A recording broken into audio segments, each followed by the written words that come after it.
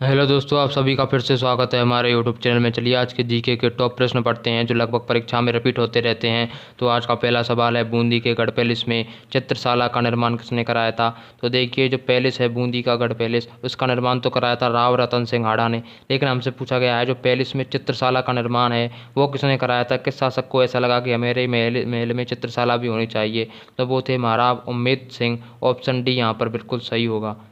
अगला सवाल है, खुमान रासो का रचनाकार कौन था? जाचक जीवन, दलपत विजय, जोधराज, ईसरदास।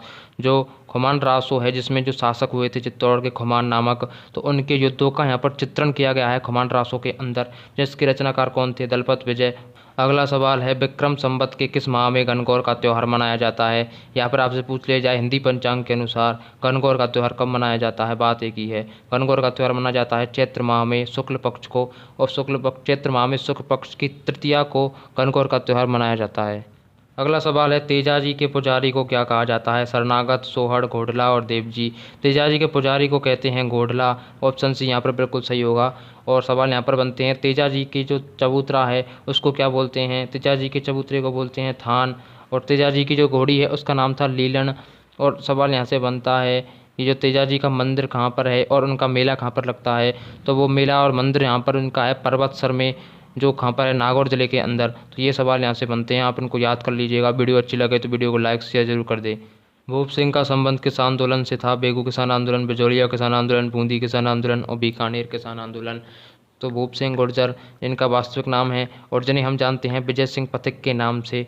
तो इनका संबंध था बिजौलिया किसान आंदोलन से, जो सन 1916 के अंदर साधु सीताराम दास के कहने पर इन्होंने नेतृत्व किया था बिजौलिया किसान आंदोलन का, और इन्हें राजस्थान केसरी के नाम से भी जानते हैं। तो ऑप्शन बी यहाँ पर बिल्कुल सही होगा।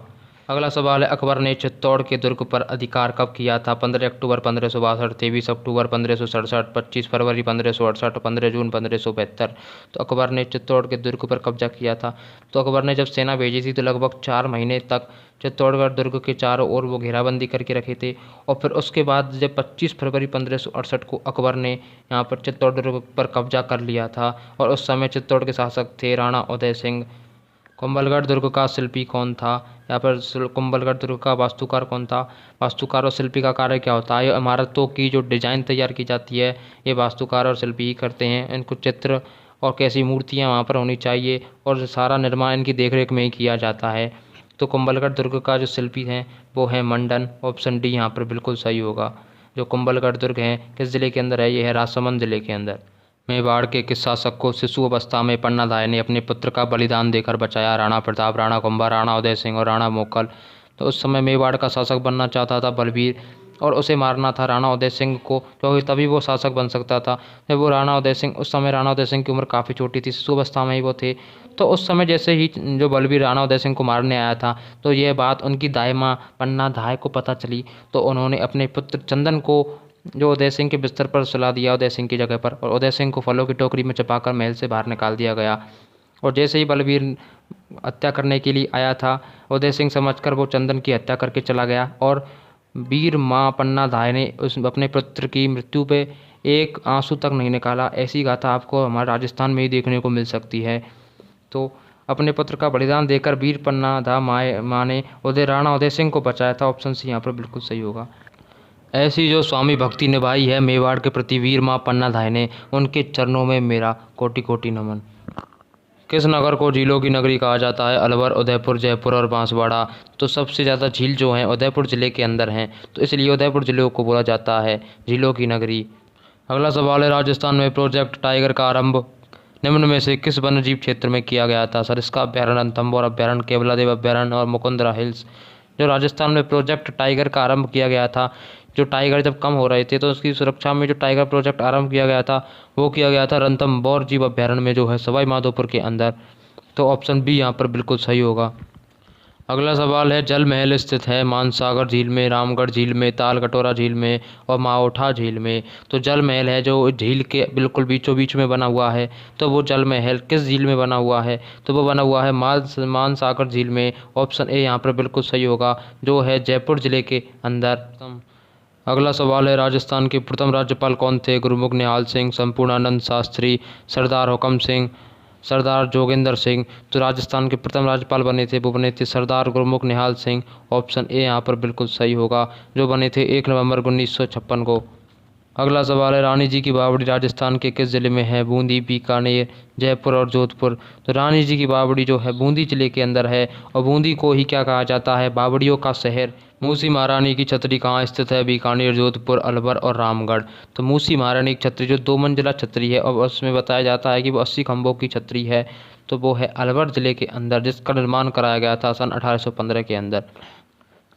अगला सवाल है, निम्न में से कौन सा राजस्थान में जल दुर्ग है? तो जल दुर्ग बोलते हैं ऐसा दुर्ग जिसके चारों ओर क्या हो? जल हो। तो वो है अचलगढ़, लोहागढ़, कागरौन या चित्तौड़गढ़।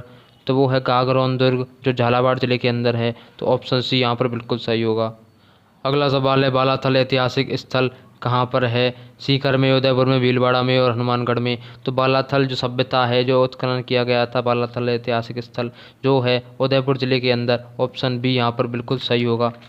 अगला सवाल है, निम्न में से कौन सी गाय की नस्ल नहीं है? थारपारकर, गिर, राठी और मुर्रा। तो थारपारकर, गिर और राठी ये तीनों गाय की नस्ल है, लेकिन जो यहाँ पर मुर्रा दी गई है ये है भैंस की नस्ल। अगला सवाल है, निम्न में से कौन सा अभ्यारण्य धौलपुर में नहीं है?